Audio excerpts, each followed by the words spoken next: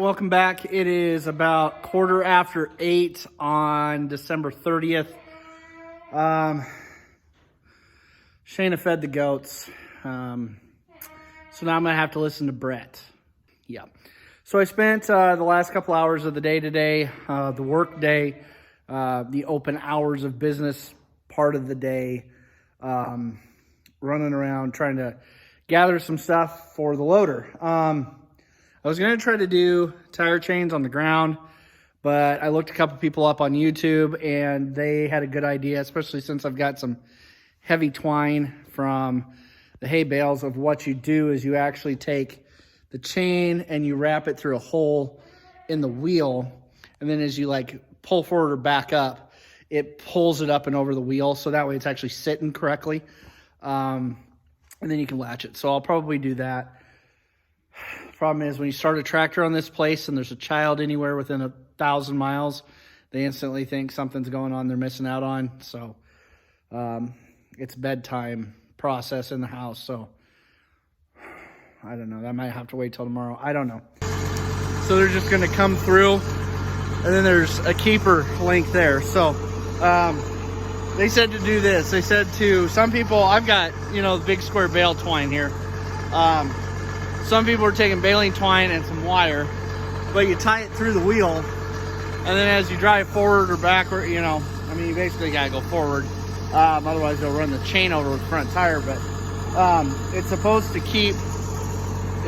help pull the chain up, and then you can get out and adjust it.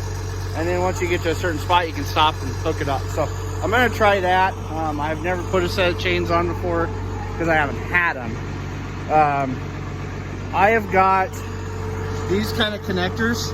So some of them, they actually, these may grab, but you can actually spin them. So if they're out of position, if they're pointed inside, I can actually flip them outside. So that's what I've been doing, is going around, and like this one here, I don't want that hook facing the tire. So I'm trying to pre-position some of them so that way when I pull forward, I can at least move a few feet. So I'm gonna do that and get that done. I just dropped a grass or prairie bale in the shed for this west side. So at least I've got hay in the shed for the next few days. That way if this thing doesn't start, because it's supposed to be, handful of degrees below zero air temp.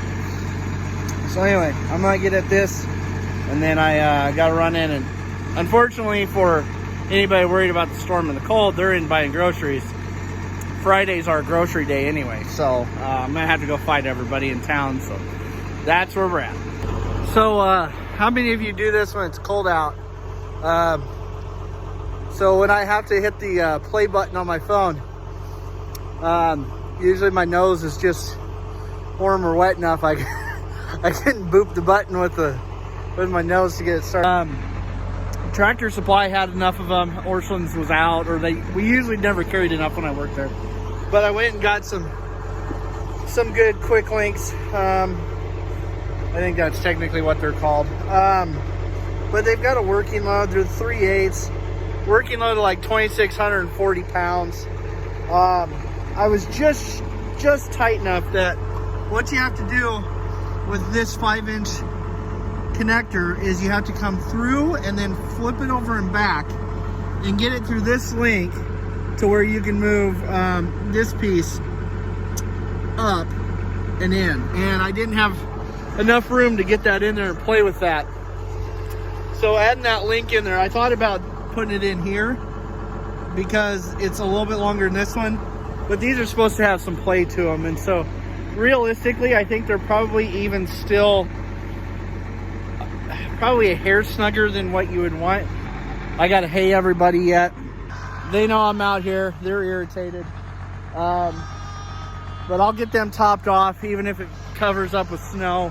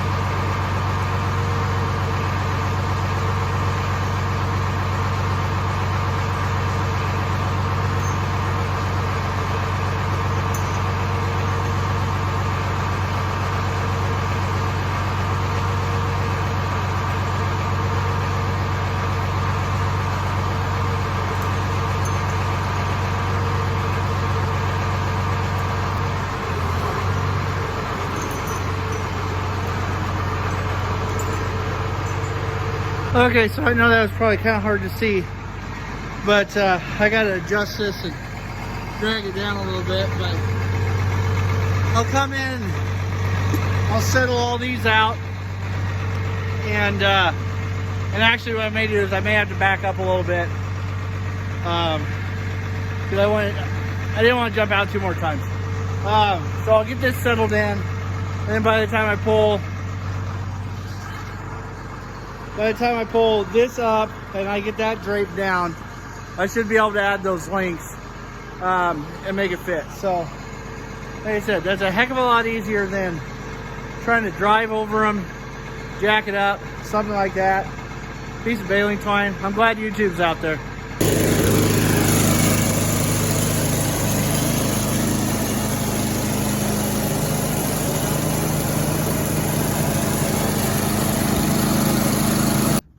Well, I'm just standing in the shed right now.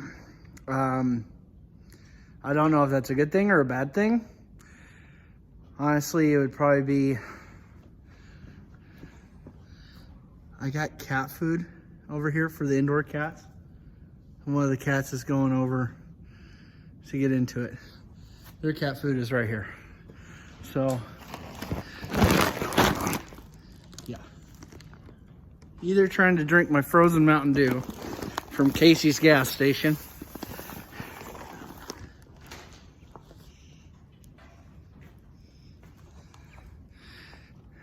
It's like they think they're hungry or something. They've got some food in their bowl, but I suppose I'll give them some extra. I do keep the heat lamp on down here, tied off to a sawhorse for them. So it is about 20 till 8 on January 1st. I would say Happy New Year, and technically I just did. Yeah, I haven't read the terms and conditions for 2022 yet, so I'm not ready to accept it. So I'm not going to say Happy New Year yet. I told Cameron that I would feed his goats here the next 3 days. They had a family member pass away, so they are not currently right in this area. So I said, don't worry about it. I'll go over and feed them if you guys got to spend the night. And so with it not snowing yet, I want to get over and get them fed. He usually feeds them in the evening, but if this storm would get bad enough, we're kind of on a line. It could be 2 inches, it could be 10 inches. You don't really know. Weathermen and ag marketers, you know, they have a lot of leeway.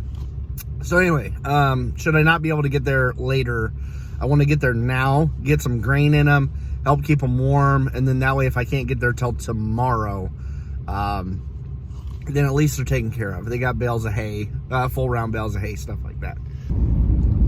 All right, so we're heading over to Cameron's place. Like I said,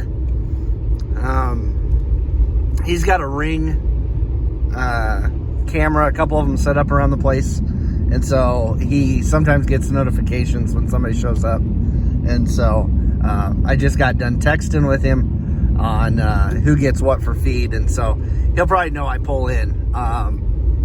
I don't know if he watched the last video, but if it was not so cold and windy, I was actually going to throw the Santa mask on just so I looked like a fat Santa pulling in. So, yeah, anyway, going to feed his goats, and this is where one of our bucks is. Okay, so here's their little hideout in there. You better watch out. There's a guard chicken in all of these pens. So, there's 2 of the girls that he got. I was supposed to watch some of their animals here a while back, and there was actually 2 local dogs that had gotten out. And by the time I got here the next morning, they had already seen on their cameras that those dogs had got in and killed the 4 goats they got from us. But here's a wether they got from us from last year as a buddy to the buck they got from us.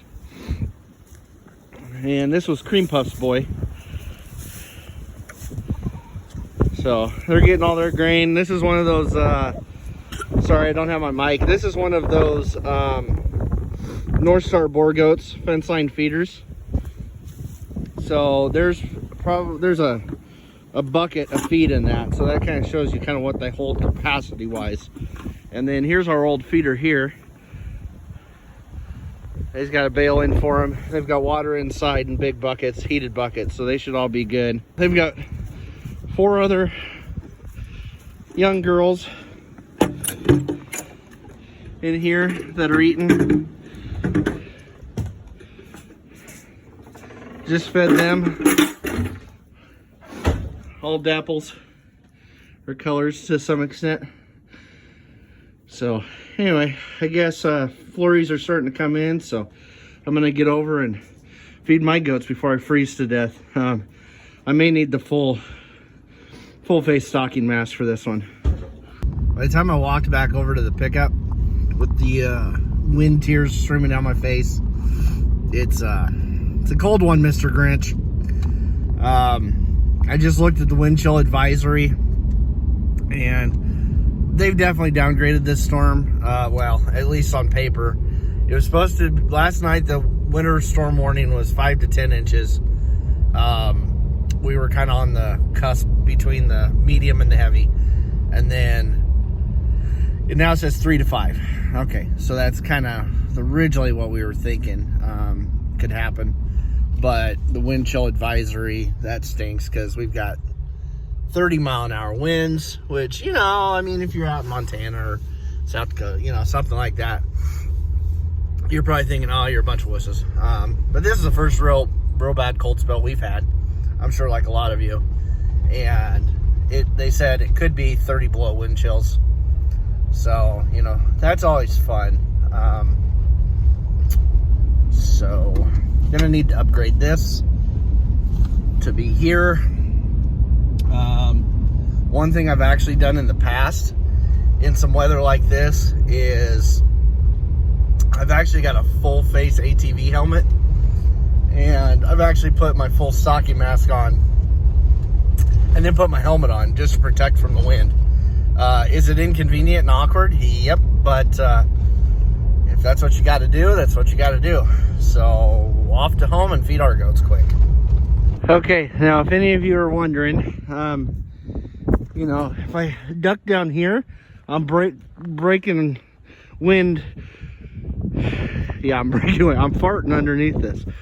This is a good wind break if you're down low, but over distance, I don't know how well it's working. If this was 6 foot tall, that would be awesome.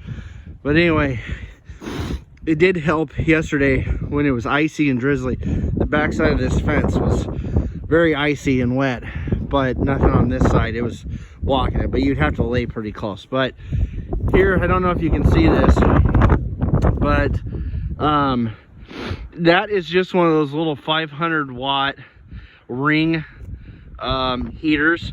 At 3 degrees, that has just got a I don't know, a small spot thawed. So I'll have to keep an eye on that, and if I have to, I'll either add in that floating heater, or we'll swap them out or something. So we'll have to see how that does, keep their water thawed.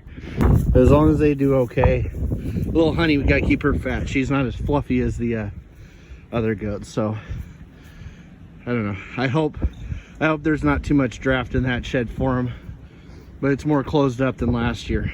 Okay, well, I mean, that'll get them by. It's just on 2 goats, but I do need to bring hay over for those 2. One horn can't decide that there's grain there for her, but she is just a big old dinosaur of a goat. I wish they were all that way. But babies are down here under heat lamps.